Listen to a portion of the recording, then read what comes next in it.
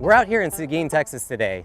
You know, farm stands like this used to be common in small communities throughout Texas, but with the growth of our urban areas and the expansion of suburban life, farms are forced to move further away from our cities. In a time where we literally have information in the palm of our hand, how much do we really know about our food? We're here today to take you on a journey of flavor and to give you a glimpse of the lives of those who produce our food, those who purchase it, and create amazing dishes from it. I'm Michael Grimes, and this is Source to Course.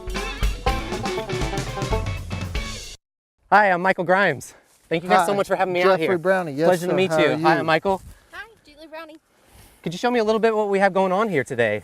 We are picking an heirloom cherry tomato known as a porter. They're an old heirloom variety. They are low acidic tomato to start off with, and then the soil adds to the low acidity, being that it's an alkaline soil. They're a pinker tomato. They don't truly turn a real dark red. They more are of a pink tomato. Would you like to try one? I would love to.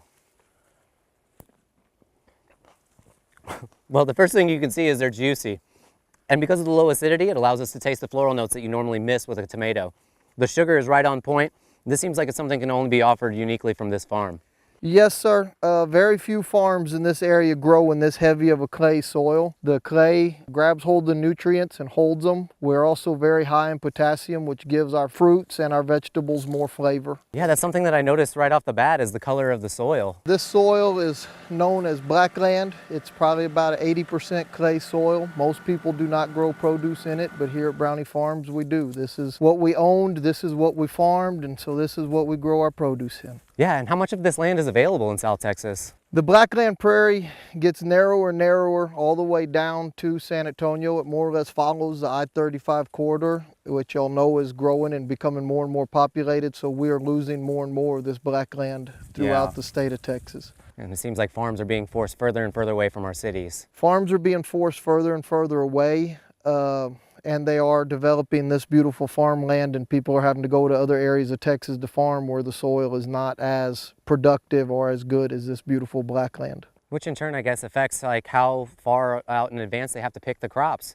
I mean, these are perfectly sweet and ripe, and this is what you're delivering to the consumer. Yes, sir. The fresher, the closer you can harvest your crops. One, it's better for the environment because you're not having to have it travel as far.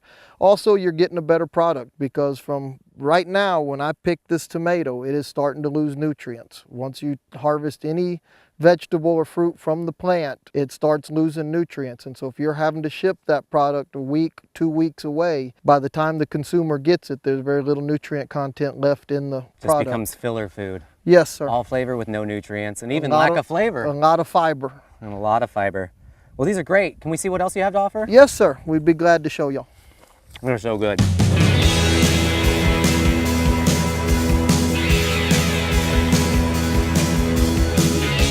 So over here we have our eggplant. It's doing really well this season.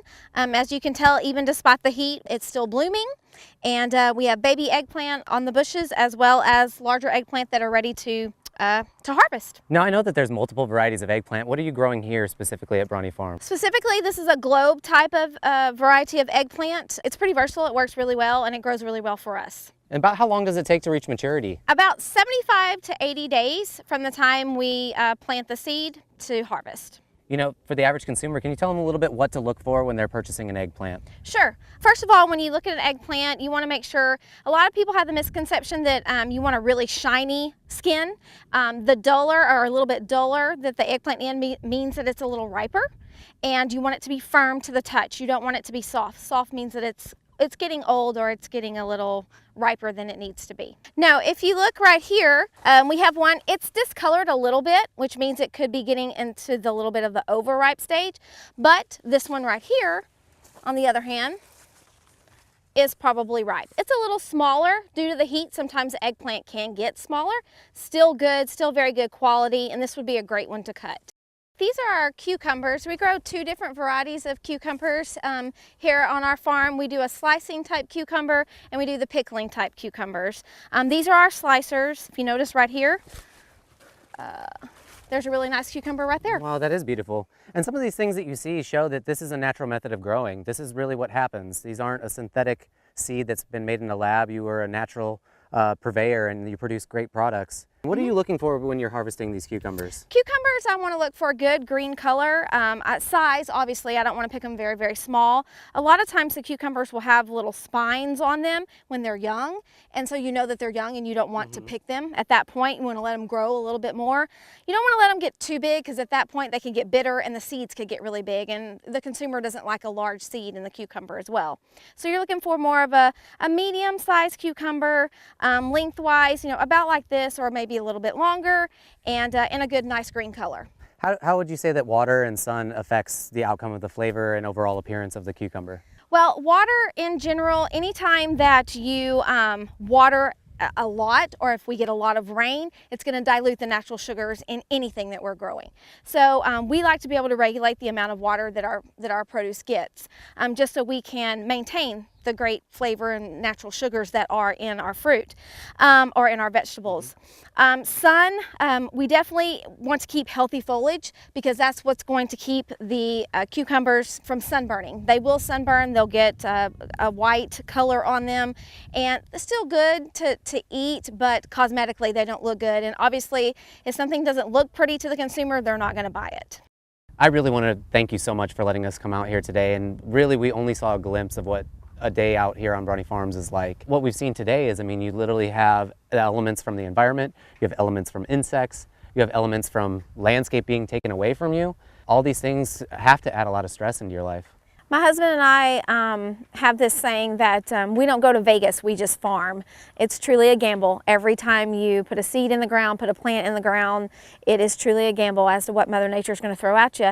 And I don't think a lot of people realize that. And I wish that we could educate the public more about what truly goes into growing vegetables, you know, for their family and for my family. I mean, if there's one thing that we could take away from today that people would compel people to come and buy locally, what do you think it would be? What message do we want to give to the consumer to let them know that food locally is the best that they can have for their families? When you buy from someone like us, number one, you're supporting a family farm.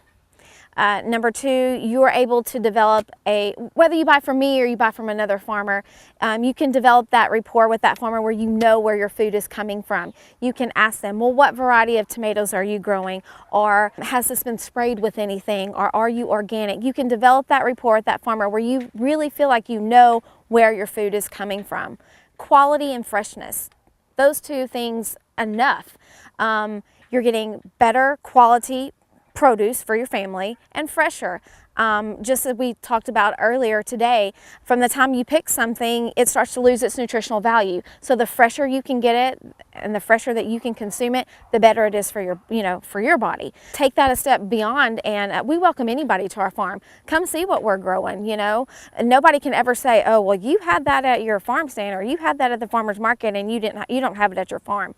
Not the case. Come out anytime. Yeah, the transparency is here. Exactly. And it's always remarkable. It never fails me to see that people that are getting the least amount of support are the ones that are still giving every bit of extra time that they have to everyone else. And it's important that we bring people out to this farm. You are open, you are available, and all of it shows. You guys are hardworking, honest family, and the product shows it. And I can't thank you enough for having us out today. Thanks for coming out. We appreciate it. What do we need to do to wrap up the day? You're good. All right.